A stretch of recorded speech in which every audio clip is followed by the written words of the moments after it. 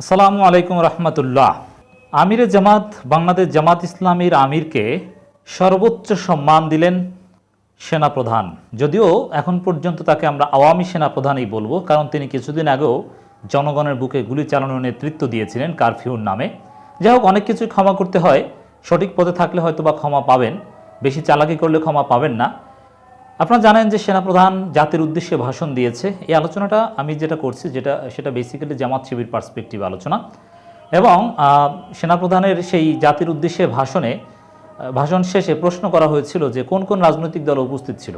সবার আগে সেনাপ্রধান জামাতের আমির উপস্থিত ছিলেন এ কথা বলেছেন, তারপরে বিএনপির কথা বা অন্যান্য দলের কথা বলেছেন। এর মানে জামাতকে এত সম্মান দিবে এটা কেউ কল্পনাও করেনি এবং সবাই অবাক। আমিরে জামাত দেশে কিনা তাতেও সবার সন্দেহ ছিল। বিদেশ সফর থেকে কোন সময় এসেছে কেউ জানতো না। যে জামাত ইসলামীকে কিছুদিন আগে নিষিদ্ধ করলো, সেই জামাত ইসলামীর আমির এখন নতুন সরকার গঠন প্রক্রিয়ায় দেশের শান্তি শৃঙ্খলা ফিরিয়ে আনার প্রক্রিয়ায় সবচাইতে গুরুত্বপূর্ণ ব্যক্তি হয়ে উঠলেন সেনাবাহিনীর কাছে। এটা অবাক করা, এটাই আল্লাহর রহমত।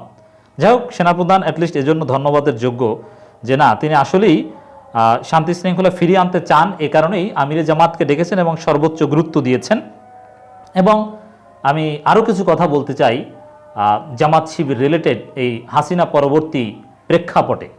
একটা সুন্দর free fire and credible election হওয়ার আগ পর্যন্ত যে সরকার দেশ চালাবে, তার আগে তো দেশ পুনর্গঠন অনেক বিষয় আছে, রাষ্ট্র সংস্কার অনেক বিষয় আছে। রাষ্ট্রীয় যে প্রতিষ্ঠানগুলো হাসিনার ধ্বংস করে দিয়েছিল বা দিয়ে গিয়েছে, সেগুলো পুনর্গঠন করার অনেক বিষয় আছে। এই সরকারে বা জামাত শিবির অবস্থান কি হবে এবং জামাত শিবির নেতারা কী সিদ্ধান্ত নেবে, এই বিষয়ে কিছু এক্সক্লুসিভ তথ্য আপনাদেরকে দিতে চাই। দর্শক, যেহেতু শেখ হাসিনা পালিয়েছে বা পদত্যাগ করেছে জনগণের চাপে, অতএব এখানে সিদ্ধান্ত নেবে জনগণ। আর জনগণের জামাত শিবির নিয়ে কোনো আপত্তি নেই, শিক্ষার্থীদের কোনো আপত্তি নেই। তারা আগেই বলেছে যে আওয়ামী লীগ বিএনপি জামাত এগুলো নিয়ে কোনো কথা নেই, শেখ হাসিনাকে যেতে হবে। তবে সেনাপ্রধান যেহেতু একটা রোল প্লে করতে বাধ্য হয়েছে, রোল প্লে করেছে তা বলবো না, এই সেনাপ্রধান আওয়ামী লীগের লোক, তাকেও বিদায় নিতে হবে, তাকেও আমরা অপসারণ করব। কারণ তার নেতৃত্বে কারফিউর নামে শেখ হাসিনা তার মাধ্যমে গণহত্যা চালিয়েছিল। অতএব তাকে এত সহজে আমরা মেনে নিব না। তারপরও বাধ্য হয়ে হোক আর যেভাবে হোক, সেনাপ্রধান যেহেতু গুরুত্বপূর্ণ রোল প্লে করেছেন, তিনি যেহেতু সরকার গঠনের প্রক্রিয়ার সাথে জড়িত, অতএব সেনাপ্রধানের মনোভাব বা সেনাবাহিনীর অবস্থান যেটা অ্যাবসলিউটলি জনগণের চাপে যেটা করছে, কোনো নীতি নৈতিকতার বশবর্তী হয়ে সেনাপ্রধান কিছুই করেনি। যদি করতো তাহলে আগেই করতো, দালালি করেছে। যাই হোক দর্শক, আমরা অনেকেই ক্ষমা করে দিব। এখন সেনাপ্রধান জামাতকে যথেষ্ট মূল্যায়ন করছেন আমরা জানতে পেরেছি, আমিরে জামাতকে যথেষ্ট গুরুত্ব দিচ্ছেন এবং জামাত শিবির নিষিদ্ধের যে প্রজ্ঞাপন ওটা বাতিল করা হবে, এটা মোটামুটি প্রাথমিকভাবে এটা আমি জানতে পেরেছি।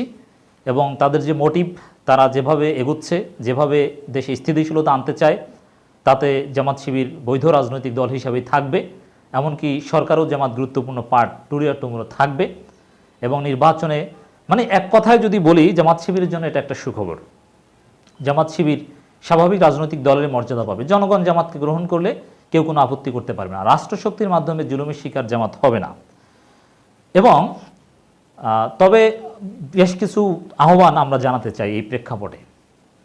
জামাত শুধু অধিকার ফিরে পেলেই হবে না, জামাত শিবিরের পক্ষ থেকে আমরা জনগণকে কিছু জরুরি আহ্বান জানাতে চাই। জামাত শিবিরের সাধারণ কর্মী সমর্থক যারা আছে তাদের প্রতি কিছু জরুরি আহ্বান জানাতে চাই। 1 নম্বর, জামাত ইসলামীর নেতাদেরকে যেভাবে দুনিয়া থেকে সরিয়ে দিয়েছে, শহীদ করেছে শেখ হাসিনা যুদ্ধাপরাধীদের বিচারের নামে, সেই অবৈধ বিচার প্রক্রিয়ার সাথে জড়িত যারা, প্রত্যেককে আইন অনুযায়ী বিচার করতে হবে। আন্তর্জাতিক অপরাধ ট্রাইব্যুনালে কারা কারা হেল্প করেছে প্রত্যেকের বিচার হবে, এটা জামাতকে নিশ্চিত করতে হবে। জামাত শিবির নেতা মাওলানা সাইদি, নিজামী মুজাহিদ, কামরুজ্জামান, কাদের মোল্লা, মীর কাশেম আলী, এদের হত্যার সাথে জড়িত কেউ যেন দেশ ছাড়তে না পারে। পৃথিবীর যে যেখানে আছে তাদেরকে চিহ্নিত করুন। তাদেরকে আইন নিজের হাতে জামাত শিবির কখনোই তুলে নেবে না। যে আমিরে জামাত কয়েক বছর আগেই বলেছে যে আমরা ক্ষমা করে দিব। হ্যাঁ, জামাতের পক্ষ থেকে প্রতিশোধ নেওয়া হবে না, সেই ক্ষমা হয়তো বা করা হবে, কিন্তু আইন অনুযায়ী প্রত্যেকের শাস্তি নিশ্চিত করতে হবে। নেতাদেরকে জুডিশিয়াল কিলিং করার জন্য যেসব বিচারপতি জড়িত ছিল, এখনও যেসব বিচারপতি আছে দালালি করছে, একজনও ছাড় পাবে না। এত সহজ নয়। জামাতকে এই বিষয়ে গুরুত্বপূর্ণ ভূমিকা পালন করতে হবে। রাজনৈতিকভাবে, সামাজিকভাবে জামাত শিবিরের লোকজনকে বিষয়ে সোচ্চার থাকতে হবে। এবং শিবিরের ছেলেদের যাদের হত্যা করা হয়েছে, ক্রস ফায়ার দেওয়া হয়েছে, বিভিন্নভাবে নির্যাতন করা হয়েছে, দেলোয়ার থেকে শুরু করে যত নির্যাতনের ঘটনা ঘটেছে, রিমান্ডের নামে নির্যাতন থেকে শুরু করে যত নির্যাতন, হত্যা, প্রত্যেককে বিচার করতে হবে, বিচারের আওতায় আনতে হবে। সবার আগে এটিএম আজহারুল ইসলাম থেকে শুরু করে জামাতের সব নেতাকর্মীদেরকে মুক্তির ব্যবস্থা করতে হবে। সেটা করবে, সেটাও আমরা জানতে পেরেছি। সকল রাজবন্দীদের মুক্তির খবর আপনারা অতি শীঘ্রই জানতে পাবেন, ইনক্লুডিং খালেদা জিয়া। একেবারে খুব নির্বাহী বিভাগের সিদ্ধান্তে সব রাজবন্দীরা মুক্তি পাবে। এটাও প্রাথমিকভাবে কথাবার্তা হয়েছে রাজনৈতিক দলগুলোর সাথে। সেনাপ্রধানের যে বৈঠক বা আরও নানান সোর্স থেকে আমরা এটা জানতে পেরেছি। একই সাথে জামাত শিবিরকে ইসলামী মূল্যবোধের একটা গণতান্ত্রিক দেশ গঠনের যে লড়াই, সেটা এই পরিস্থিতির কাজে লাগিয়ে চালিয়ে যেতে হবে। এবং বাংলাদেশ কেমন হবে আমরা একটু বলে দিই। সেনাবাহিনী বা আওয়ামী লীগের দালালরা ঘাপটি মেরে যতই চেষ্টা করুক কোনো লাভ হবে না। বাংলাদেশ হবে গণতান্ত্রিক বাংলাদেশ, যেখানে সব মতের লোক থাকবে। উগ্রবাদী জঙ্গিবাদীরা বাদে সব গণতান্ত্রিক রাজনৈতিক দল তাদের মতাদর্শ চর্চা করবে। স্বাধীনতার নামে কোনো চেতনাবাজি থাকবে না। রাজাকার ট্যাগ, অমুক ট্যাগ, তমুক ট্যাগ, এগুলো কিছু থাকবে না। সব কিছু সুন্দরভাবে শান্তিপূর্ণভাবে চলবে। এরকম বাংলাদেশ হবে। সবার অধিকার থাকবে, আইনের শাসন থাকবে। কে কোন দলের কারা ক্ষমতায়, সে আদালতে সুবিধা পাবে, আর বিরোধী দল বঞ্চিত হবে, সে সহজে চাকরি পাবে, ক্ষমতা দেখাবে, এই বাংলাদেশ আর আসবে না। ক্ষমতাসীন দলের ছাত্র সংগঠন বিশ্ববিদ্যালয়গুলোতে নেতৃত্ব দেবে, এই যুগ আর আসবে না। কে ক্ষমতা, কে ক্ষমতার বাইরে, এগুলো কিছু না। সব নাগরিক সমান সুযোগ সুবিধা পাবে। ছাত্র রাজনীতি চলবে ছাত্র সংসদের আলোকে। সেখানে যদি সাধারণ শিক্ষার্থীরা শিবিরকে ভোট দিয়ে ছাত্র সংসদ নির্বাচন করে, কোনো সমস্যা নেই। তো দর্শক, জামাত শিবিরের পক্ষ থেকে জরুরি আহ্বান এটাই, এটিএম আজহারুল ইসলাম থেকে শুরু করে সবাইকে মুক্ত করতে হবে।